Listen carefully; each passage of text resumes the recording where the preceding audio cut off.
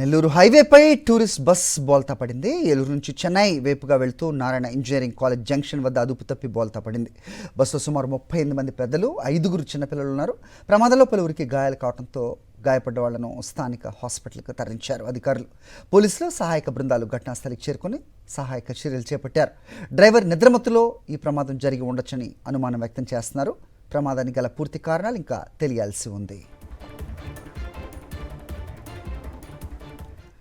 Right, మా correspondent Lokesh ఈ ఘటనపై అప్డేట్స్ ఇస్తారు. లోకేష్, చెప్పండి.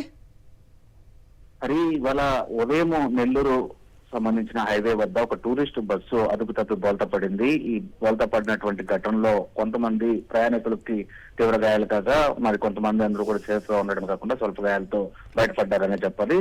ఏదైతే ఏలూరు నుండి కూడా మొత్తము అక్కడ ఉండేటువంటి కుటుంబ సభ్యులు, స్నేహితులు అందరూ కూడా కలిసి తమిళనాడు వ్యాప్తంగా కూడా ఒక టూర్ ప్లాన్ చేసుకున్నారు. అందుకు తగ్గట్టు ఓ ప్రైవేట్ సంబంధించినటువంటి టూరిస్ట్ బస్సుని వాళ్ళు బుక్ చేసుకోవడం జరిగింది.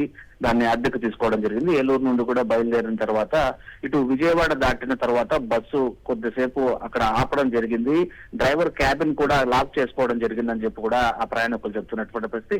ఆ సమయంలో డ్రైవరు, అదేవిధంగా కో డ్రైవర్ ఎవరైతే ఉన్నారో ఇద్దరు కూడా మద్యం సేవించారు అని చెప్పినటువంటి అనుమానము ప్రయాణికులు వ్యక్తం చేస్తున్నారు. సో అటు నుంచి విజయవాడ దగ్గర బయలుదేరిన తర్వాత నెల్లూరు చేరుకోగానే ఒకసారిగా ఈ చింతారెడ్డిపాలెం క్రాస్ అని ఏదైతే చెప్తారో అక్కడ హైవే పైన కూడా ఒకసారిగా అదుపు తప్పి బోల్తా పడినటువంటి పరిస్థితి ఉంది.